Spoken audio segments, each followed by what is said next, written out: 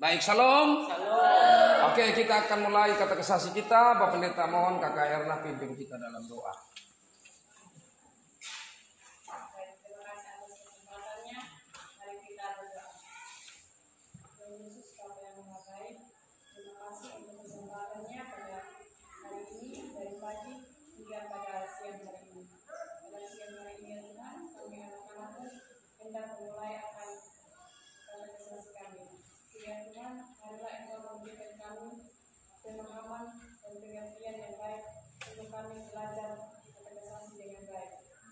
Seluruh kegiatan kami pada hari ini ya Tuhan, kami serahkan dalam tangan kekasihan-Mu. Terima kasih ya Tuhan Yesus. Haleluya. Amin. Terima kasih. Benar. Baik, seperti biasa. Jadi Kakak Widi, kita sepanjang katekisasi ini yang pertemuan secara langsung itu bangun pertanyaan dan Bapak Pendeta berusaha menjawab. Oke. Jadi sekarang yang sudah ada pertanyaan silakan bertanya, yang lain tuh pikir-pikir apa ya saya belum tahu ini mau tanya ini. Ya. Ada kayaknya biasa mulai ada. Ada pertanyaan Erna?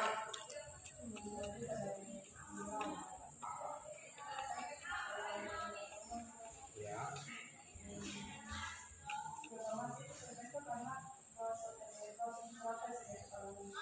Ya, persenatan kita dan beberapa yang lain. Ya. Tentang acara-acara yang kita tidak menurut kita itu tidak sesuai. Jadi acara apa tahu bagaimana dengan doa itu berasal dari Dia dan mengumpulkan amin. Kenapa kita mungkin kan dulu itu diprotes, tapi sebenarnya itu tujuan itu tidak bersama. Kenapa kita bilang?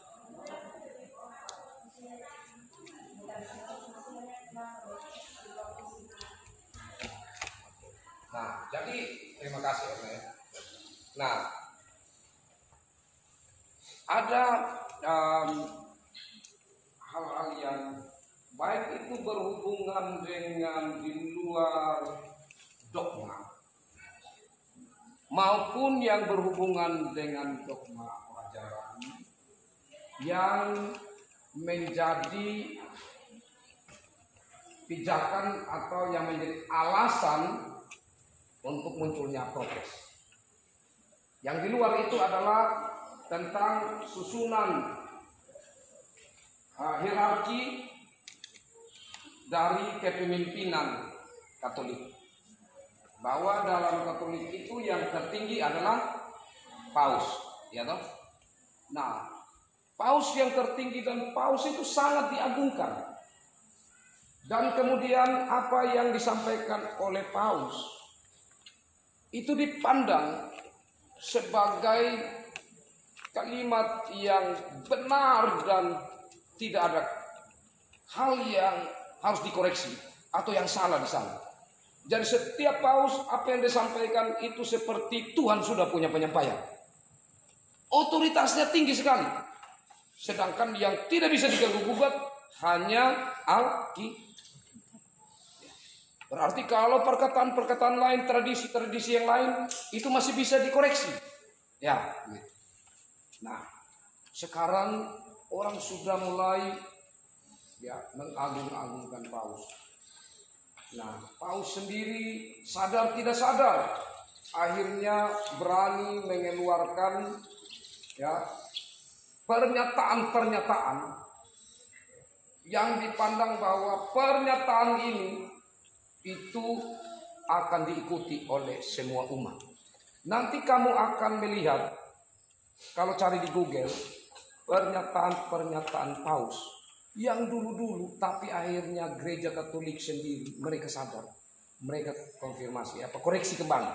Jadi mereka umumkan kepada umat bahwa, mohon maaf, ini Paus punya kalimat yang ini itu tidak cocok. Bisa dipandang sebagai kebenaran yang harus dipegang, kebenaran yang berlangsung terus-menerus. Nah, berarti di sini sudah mereka kecolongan, dan itu terjadi puncaknya waktu disetujui oleh pemimpin gereja tentang penjualan surat penghapusan dosa atau indulgensia, ya, indulgensia. Jadi waktu itu tentu adik-adik ingat ya bagaimana surat-surat itu dijual untuk pembangunan Basilia Santo Petrus. Jadi gedung yang besar sekali, yang mewah sekali, dan itu butuh biaya yang sangat besar. Dan kemudian diserukan untuk semua memberi persembahan, termasuk penjualan surat indulgensia ini. Jadi orang-orang akan berupaya untuk beli, karena bagi mereka sesuai dengan yang disampaikan, kalau kamu beli, uang itu akan taruh di peti. Saat uang di peti itu akan bunyi, maka jiwa-jiwa yang ada di purgatori atau orang-orang saudara-saudara kita yang mati yang ada di tempat yang namanya purgatori atau api penyucian, maka mereka pun jiwa itu langsung lompat langsung ke sorga. Jadi kalau Katolik itu orang meninggal, kecuali orang-orang suci langsung surga. Tapi macam saya, kita begini, oh jangan harap. Itu masih ada di purgatori. Itu masih dari bumi ini kita doa terus. Orang juga di sana berusaha sampai mereka layak untuk masuk surga. Nah itu dalam keyakinan Katolik. Nah sehingga Martin Luther melihat, wah ini tidak benar. Pertama berhubungan dengan Paus. Dia hanya sebagai pemimpin dari gereja Katolik, tetapi dia bukan kepala gereja. Karena tanpa sadar, ya Paus tergiring juga ke sana. Ya. Kalau dia ini bukan kepala gereja dalam artian Tuhan atau Yesus Kristus, maka setiap kalimat dari Paus pun itu bisa dikoreksi. Tidak bisa dipandang sebagai satu kebenaran mutlak, kecuali apa yang disampaikan itu keluar dari Alkitab. Nah, jadi itu yang dikoreksi oleh pemimpin-pemimpin gereja. Selanjutnya tentang ajaran. Ya, tentang ajaran memang perjalanan yang panjang bagi gereja, termasuk di gereja mula-mula sampai bahkan pada tahun 1500-an, abad ke-14, ya. Bahkan sampai sekarang. Itu tentang Allah Tritunggal, itu panjang sekali pembahasannya. Ya, begitu. Kenapa panjang sekali pembahasannya? Karena tentang Allah Tritunggal ini kita hanya sebatas tahu tentang Allah saat Allah memperkenalkan diri, terlebih khususnya yang kita baca itu lewat Alkitab. Oh, Allah berbicara tentang dirinya, contohnya di Alkitab Perjanjian Lama. Baiklah kita, oh berarti Allah yang bukan satu. Baiklah kita menciptakan manusia menurut gambar. Tuhan tidak bilang di situ, baiklah saya menciptakan. Nah, selanjutnya juga dalam Perjanjian Lama, kok di situ ada ya kata malaikat itu huruf besar M.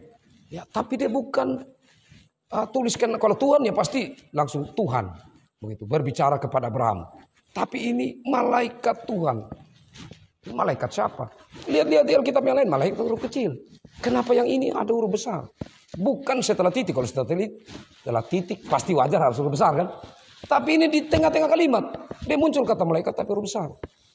Nah, itulah pribadi Yesus yang sudah tersembunyi dari Perjanjian Lama. Yesus itu sudah muncul. Sudah mulai diterangkan pribadi Allah yang lain. Nah, tapi ini kan hal yang hanya kita tahu karena Allah telah memberikan pengetahuan itu kepada kita. Tapi untuk mengenal dia secara sempurna hal yang tidak mungkin. Karena itu berdiskusi tentang Allah Tritunggal, kita berdiskusi cukup sulit. Nah, selanjutnya tentang Maria. Pribadi Maria ini, ya jadi kalau tadi sebentar saya akan lanjutkan tambah tentang ajarannya. Nah, tentang Maria ini memang ya karena dia ditempatkan sebagai bunda Allah dan diposisikan sebagai perawan suci, ya, yang kita tidak bisa untuk saya juga tidak berani gitu ya, untuk jauh begitu ya ke agama Katolik, kan itu mereka punya keyakinan yang sungguh tentang itu. Tapi setelah reformasi itu melihat atau di zaman reformasi dan melihat bahwa ya Maria itu adalah manusia biasa, Tuhan bisa pakai siapa saja. Begitu. Manusia itu hanya, tetapi karena dia dipilih khusus oleh Allah, jadi dihargai. Tapi dia sama dengan Abraham juga yang dipilih khusus oleh Allah. atau tokoh-tokoh Alkitab penting lainnya yang dipilih secara khusus oleh Allah.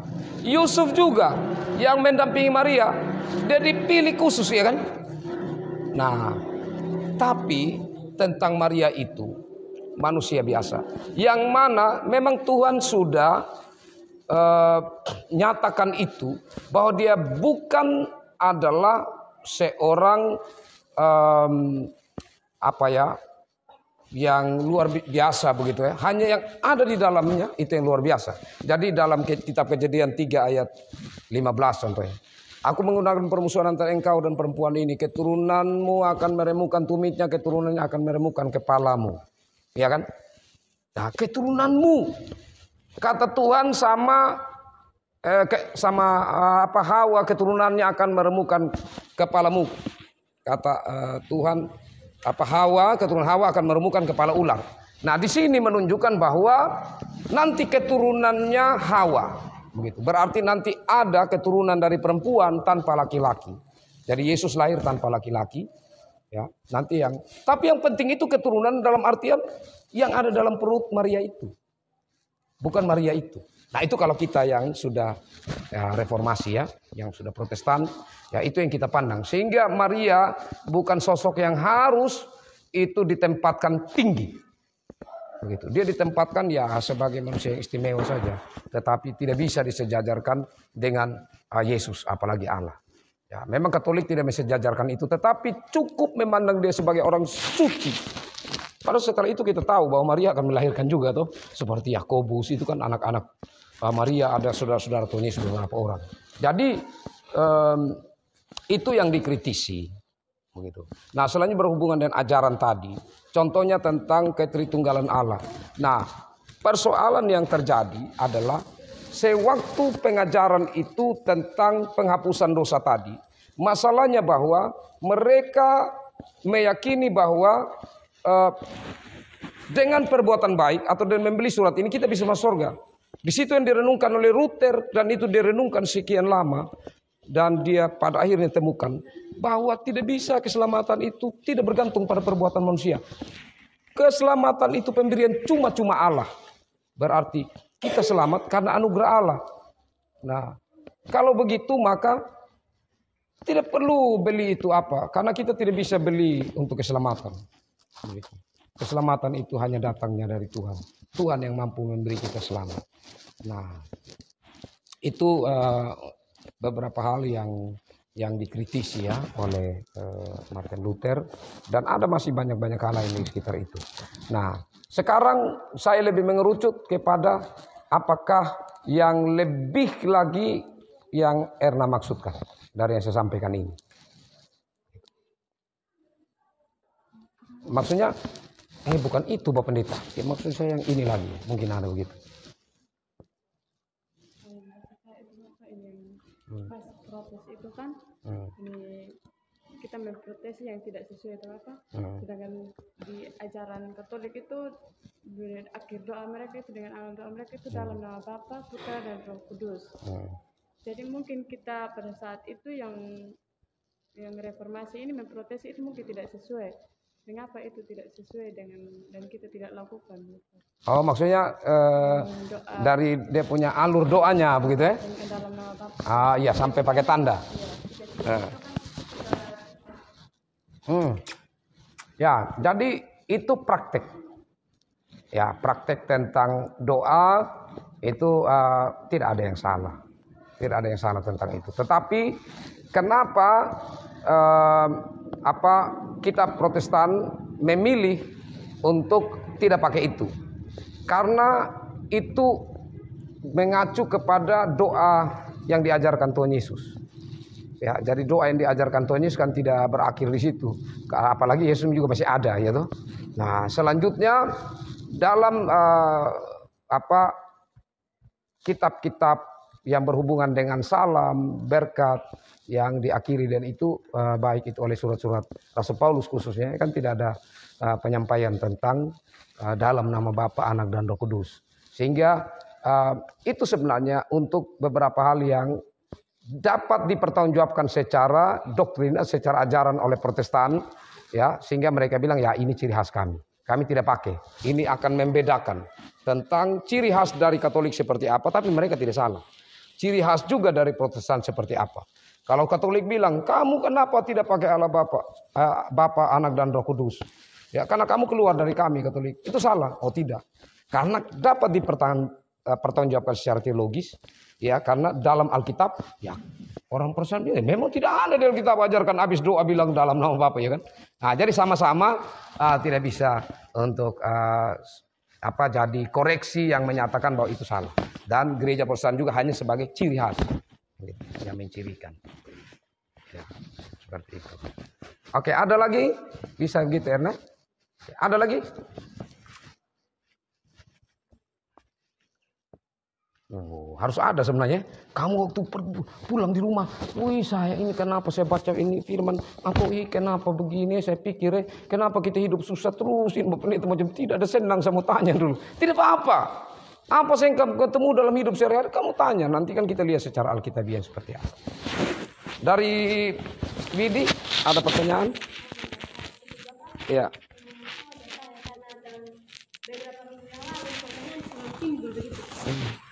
Di sekolah sampai mentanya saya, engkau percaya takdir tidak?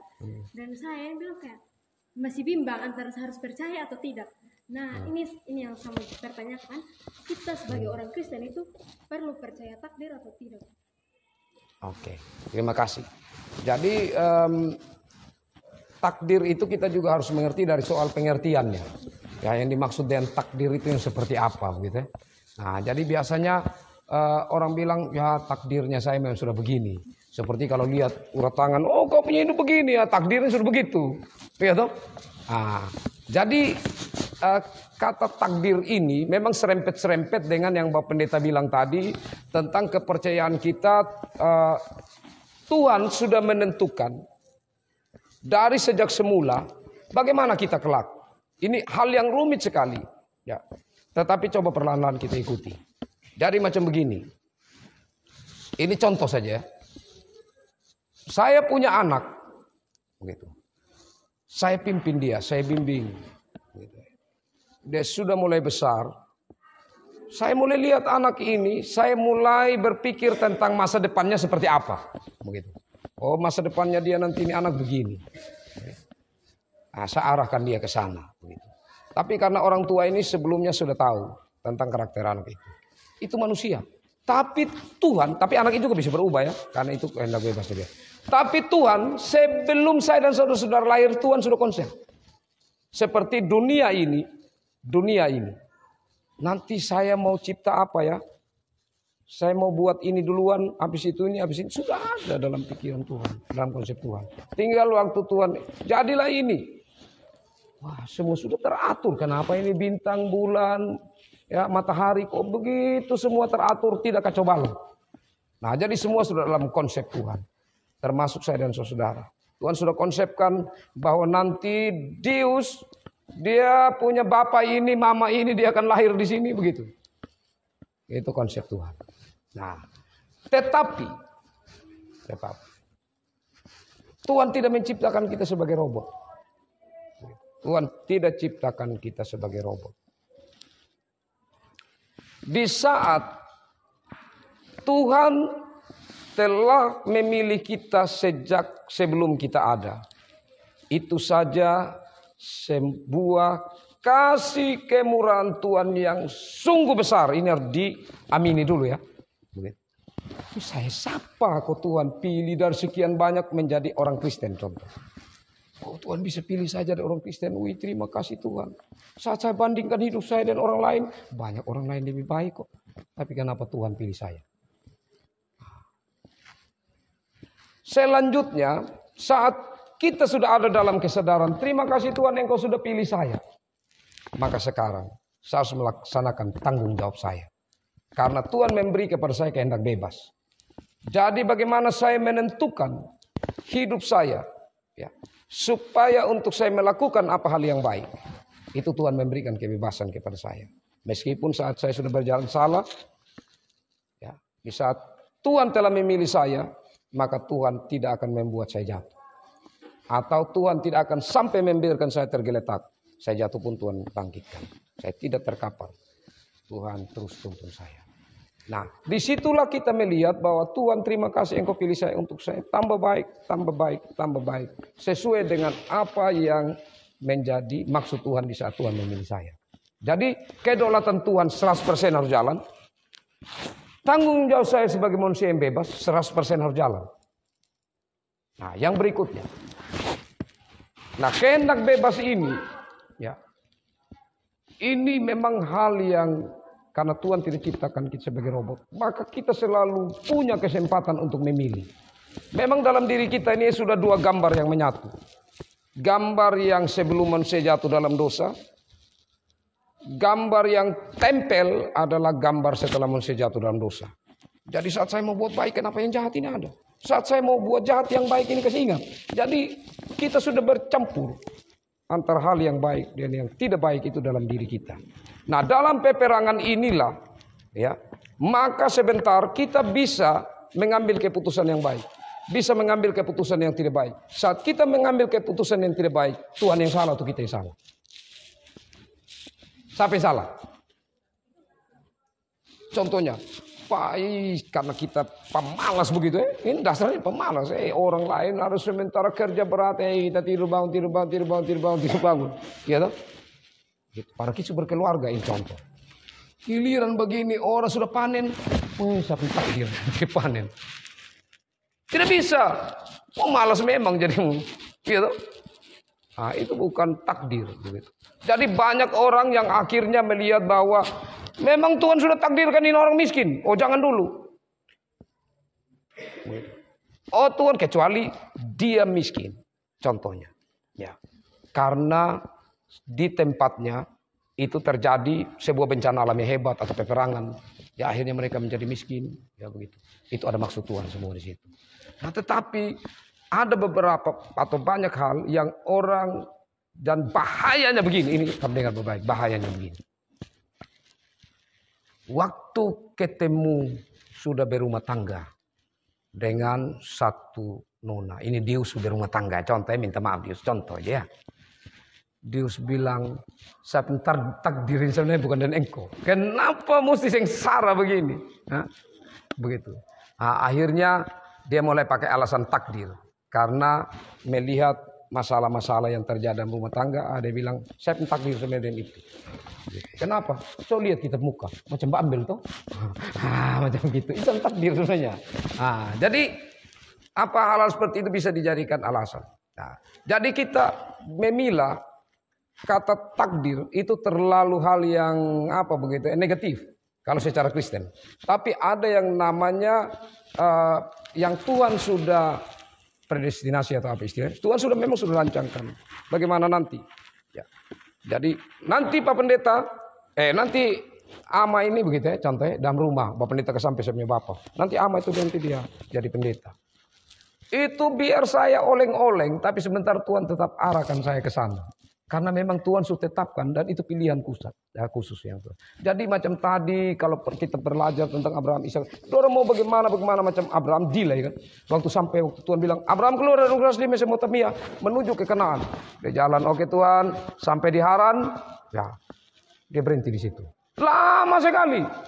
Bertahun-tahun dia ada di situ, dia delay. Dia kalau ke pesawat begitu, dia belum jalan-jalan pesawat. Dia masih delay di situ. Padahal Tuhan bilang, ayo sudah pergi ke Kanaan. Tapi dia masih lama di situ. Nah, jadi ada hal-hal seperti itu kita pandang bisa, oh itu takdirnya. Memang tidak. Itu pilihannya dia. Kenapa dia mesti tinggal di situ? Tuhan sudah panggil dia ke sana. Begitu. Nah, jadi kalau kita berbicara tentang cara Tuhan bekerja mengingatkan kita akan melihat bahwa sebenarnya benar tidak ini takdir saya. Karena di saat Tuhan memanggil saya, contohnya hari ini, ada di sini, dengar kata kesaksi ini, bukan kebetulan. Tapi itu sudah ada di dalam rancangan Tuhan. Untuk apa? Tuhan mau bilang, supaya nanti, ya, Lia engkau ingat ya, supaya nanti waktu kau berhadapan dengan ini, kau jangan bilang takdir. Atau kau dengar orang ini, kau punya takdir sudah, engkau bilang tidak. Waktu itu Pak Pendeta sudah sampaikan, bahwa ini bukan takdir. Gitu. Ini bagaimana?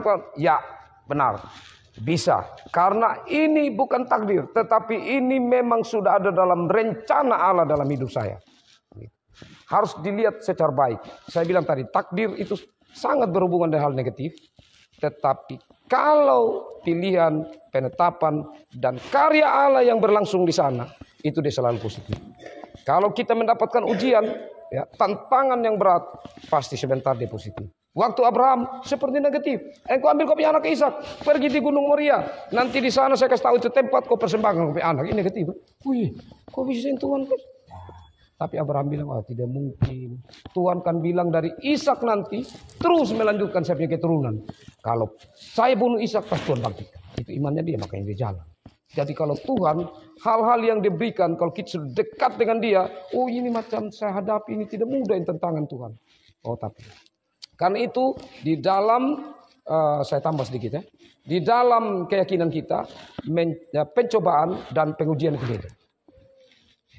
Baik sifatnya, bentuknya, tujuannya. Nah, kalau pencobaan pasti dari iblis. Kalau ujian pasti dari Tuhan. Kalau pencobaan tujuannya akan merusak. Tapi kalau ujian tujuannya membangun. Jadi kalau kita mendapatkan pencobaan, jangan cepat-cepat kita bilang, ini dari Tuhan. Tidak. Karena pencobaan datangnya si jahat, bahkan yang muncul dari diri kita sendiri yang dikuasai si jahat. Tetapi pengujian itu akan membangun. Dan Tuhan membangun tidak saja untuk diri kita, tetapi tujuan Tuhan di saat memilih dan membangun seseorang itu untuk lebih luas, untuk persekutuan. Gitu Widya. Oke, nanti bisa baca-baca di Google lagi untuk lebih jelas. Ada lagi? Siapa? Jangan malu-malu.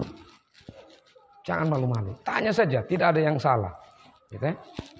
Kakak Melki, ada pertanyaan? Oke.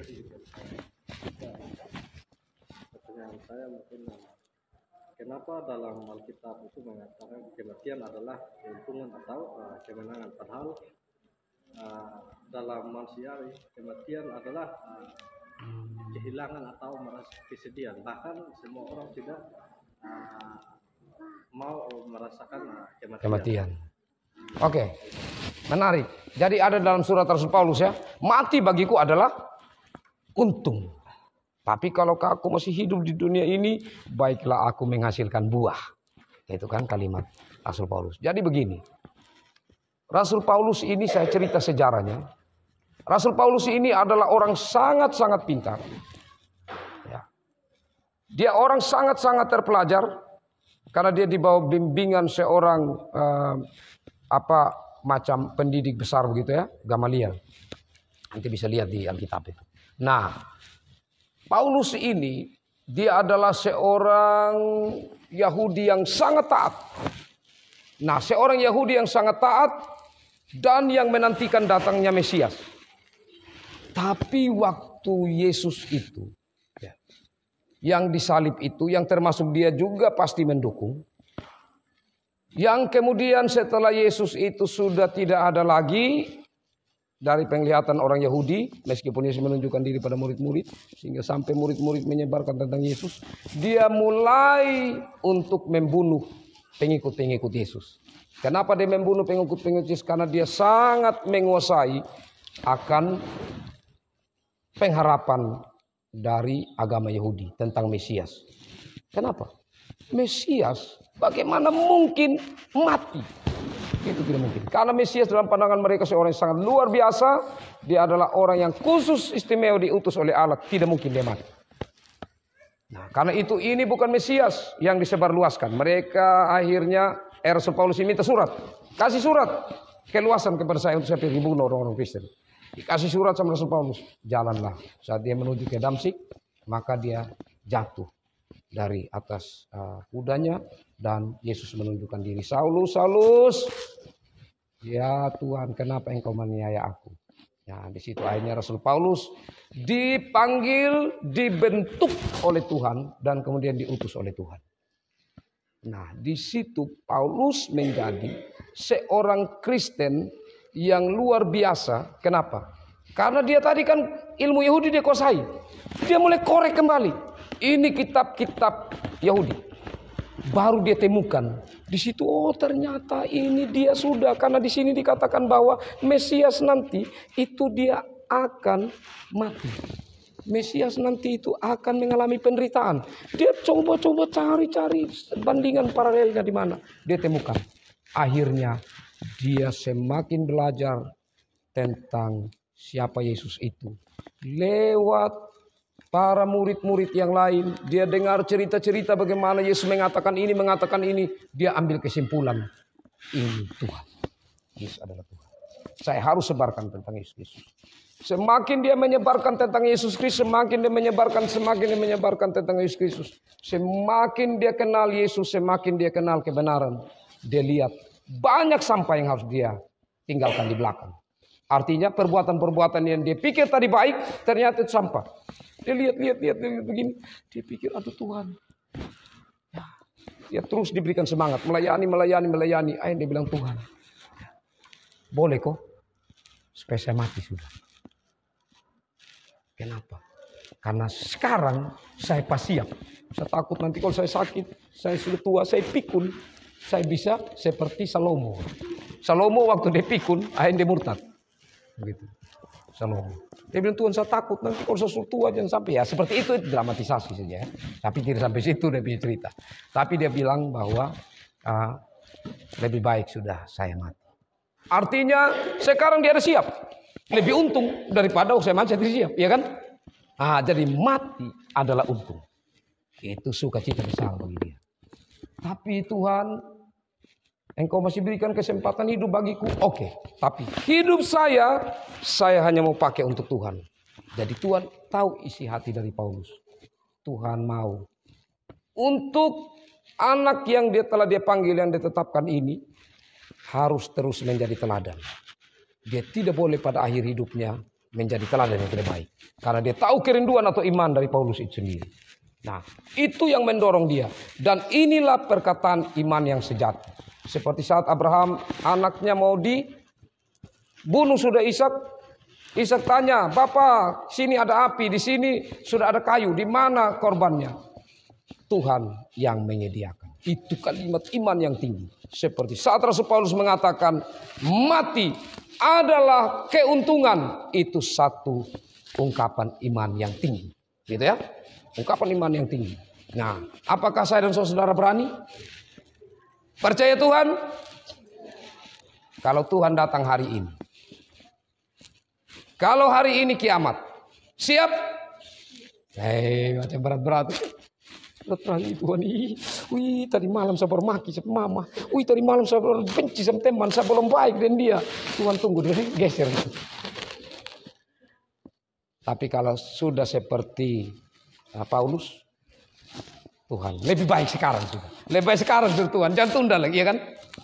Jadi itu mati adalah untung. Artinya satu ungkapan motivasi dari ungkapan Rasul Paulus ini bagi kita supaya kita siap selalu sehingga dalam diri kita mati adalah untung. Sehingga pas waktu sudah saat-saat mau meninggal, panggil Pak Pendeta. Pak Pendeta, sam senyum ini bagus kok. Saya mau mati dengan senyuman. Kenapa? Karena saya sudah siap Pak Pendeta. Bagus. Habis Pak Pendeta doa begini, Pak Pendeta, saya umur ternyata masih panjang, saya siap kembali. Jadi siap, itu penting. Itu kalimat motivasi untuk jadi bagi orang-orang yang lain. Nah, kemudian dari sisi di luar orang itu sendiri. Karena tadi ada pertanyaan itu ada dua sisi ya. Jadi orang itu sendiri, tapi yang kedua orang lain kan sedih. Dia tuh bilang mati untung, tapi kita ini kan kasihan. Wih pikir babi, pikir kerbo kopi gula kalau kau mati. Wih kau jangan mati dulu. Jadi ada orang yang sudah mau mati. Wih sabar dulu ya. Bertemu keluarga, kita panggil itu dokter yang hebat. Suntik sampai panen, lepas suntik dia mati. Tidak apa-apa. Ada yang begitu, ya toh? Pokoknya berdoa kuat, panggil guru Injil, Pak Pendeta, doa Pak Pendeta, ini kita belum ada apa-apa Pak Pendeta, tunggu dulu ini baru mau tanam. Gitu. Nah sudah tanam, sudah tumbuh, tidak panggil Pak Pendeta. Dokter tidak panggil lagi, tinggal sudah mati. Karena sudah ada padi, sudah aman, gitu, ya kan? Itu tidak boleh. Iya. Tidak bagus begitu. Nah, jadi bagi kita dia mati kapanpun. Sekarang yang menjadi duka cita kita, kalau dia belum siap, kita duka cita. Betul tidak? Tuhan, jangan kasih mati sama dia. Dia belum baptis. Panggil Pak Pendeta dulu. Kau mengaku dulu Pak Pendeta sekarang. Yesus adalah Tuhan supaya Pak Pendeta baptis kau ini. Pas dia mati, wah Tuhan terima kasih. Mati adalah untung. Ya kan? Nah, jadi di situ dia punya makna teologis yang dalam. Baik bagi kita saat kita sudah mengurus orang tua kita dengan baik dan orang tua kita yang tidak sakit hati itu dia mau meninggal, maka meninggal adalah untung. Ya kan? Tapi kita tidak urus orang tua dengan baik, pas dia mati menangis merayap juga dia tidak dengar lagi. Bawa kerbau begini juga dia tidak tahu lagi. Ya toh? Jadi saat dia hidup sehingga waktu itu kita bilang tanggung jawab saya sudah selesai. Saya punya bapak atau mama ini mati, itu merupakan keuntungan bagi yang dia mati dalam Kristus. Dan saya juga yang bertanggung jawab, sudah melakukan tanggung jawab dengan baik. Bukan nanti dia punya haruan nanti datang, tidak ada gitu. Jangan berhubungan dengan itu. Gitu ya, ya. Bagus, pertanyaan bagus. Ada lagi? Lia, apa? Eva? Ini Ibu Radi? Api? Dius? Hah? Tidak ada lagi kok? Erna masih ada? Ya? PKS. Nah, jadi ada beberapa macam kalau di tempat lain di Sumba itu PAR. PA rumah tangga. Itu ada dua ini. Dia bisa pemahaman Alkitab rumah tangga. Dia bisa pembacaan kitab suci rumah tangga. Gitu ya. PKS bisa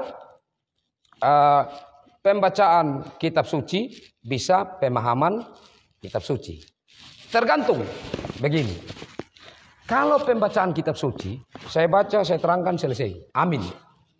Kalau pemahaman kitab suci atau pemahaman Alkitab rumah tangga, part, gitu. Maka habis firman, saya kasih kesempatan. Ini Ibu Eva dan suami, gitu.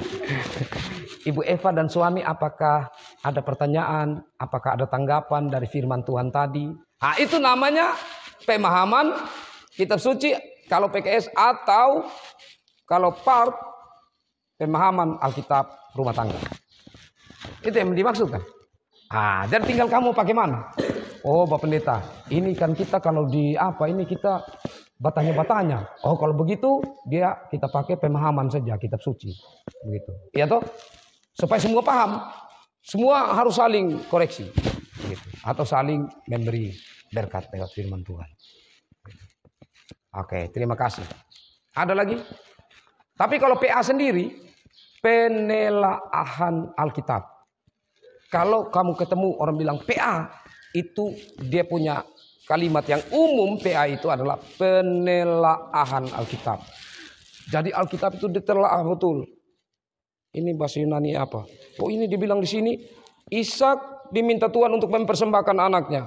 Kata persembahan, bahasa aslinya apa? Supaya saya tahu ini persembahan manusia maksudnya bagaimana? Persembahan di sini.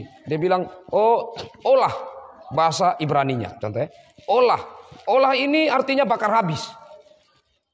Berarti Ishak nanti akan dibakar habis. Itu penelaahan Alkitab. Kita harus kupas, lihat sampai bahasa aslinya yang kita temukan. Begitu. Oh, waktu Abraham bawa Ishak ini bahasa Ibraninya olah. Berarti persembahan sampai habis. Begitu. Bakar Ishak sampai selesai. Nah, itu olah. Atau proto apalah begitu di bahasa Yunaninya Septuaginta. Nah, jadi itu penelaahan Alkitabnya lebih berat lagi kalau dari segi pemahaman Alkitab. Jadi itu kalau macam contoh begini. Saya bentuk satu PA, macam ini PA majelis. Kalau kamu dengar ada PA majelis ya. Nah, itu yang penelaahan. Jadi saya terangkan sampai kepada bahasa-bahasa, bisa bahasa aslinya juga. Begitu. Bisa saya munculkan. Oke, ada lagi? Cukup dulu. Bapak Pendeta harap nanti kamu pikir-pikir pertanyaannya, ya. Gitu. Masih ada ini? Langsung muncul dari dalam kepala. Itu kayak selama ini sampai nggak mati, ketika ada yang sidi, nikah ataupun baptis itu, kenapa sih harus berpakaian putih? Kenapa tidak pakai pakaian lain? Oh ya, Baik, memang putih itu pilihan. Tapi pilihan sebenarnya karena gerejawi itu kan ada beberapa warna gerejawi. Ada warna merah, warna hijau, warna putih, warna ungu ya toh. Ada beberapa warna. Nah, kenapa sekarang kalau yang nikah itu pakai pakaian putih, yang sidi pakai pakaian putih, yang ini itu kalau putih ya. Tapi itu Bapak Pendeta tidak sarankan mereka juga harus pakai baju putih kan. Tapi kenapa pilihan? Mungkin mereka pikir-pikir putih itu merpati lambang Roh Kudus. Tapi putih yang sebenarnya dalam lambang gereja bukan hanya itu. Tapi putih melambangkan kesucian. Kesucian. Iya toh? Nah, jadi kalau kamu lihat Bapak Pendeta pakai toga, Bapak Pendeta kadang-kadang saya baru pakai apa ya? Pakai apa lagi namanya yang di sini? Yang putih itu, ya kan? Nah, kolar. Jadi ada yang putih kecil di sini. Kenapa itu Pak Pendeta kecil sekali itu yang putih? Nah, itu melambangkan bahwa kita ini punya perbuatan baik itu sedikit, dosa ini terlalu banyak gitu ya. Itu gambaran, gitu ya. Nah, jadi putih itu sebenarnya pilihan dari orang yang bersangkutan. Pak Pendeta juga tidak sarankan. Oke, terima kasih. Sampai sini kata kesasi kita. Mari kita berdoa. Kami bersyukur kepadamu Tuhan untuk kesempatan indah kata kesasi hari ini. Kami percaya dalam pertolongan Roh Kudus kami dapat mengerti bahkan mengingat apa-apa yang sudah kami ikuti dalam pelajaran kata kesasi hari ini. Biarlah minggu-minggu berikut kami menemukan apa-apa yang selama ini atau mungkin dulu kami sudah lupa. Tuhan ingatkan kami, ternyata dulu kami pernah bertanya-tanya dan kami sebenarnya belum dapat jawabannya sampai saat ini. Dan biar lewat kata kesasi berikut kami akan mempertanyakan itu. Dan kiranya kami mendapatkan jawaban-jawaban yang meskipun itu belum seperti apa yang kami harapkan. Tapi Tuhan sudah sedikit membuka bagi kami dan memacu kami untuk lebih mencari tahu lagi. Ya Allah Bapa dalam kerajaan sorga, bantu kami dan Roh Kudus-Mu, sehingga kami menjadi pemuda-pemudi Kristen yang berkarakter Kristiani, yang terus berjalan di dalam jalan Tuhan. Terima kasih Tuhan, kami akan berpisah. Mari jaga lindungi berkati sertai kami semua. Dalam Yesus Kristus kami berdoa. Amin. Oke, demikian kata kesasi kita. Tuhan Yesus memberkati. Shalom.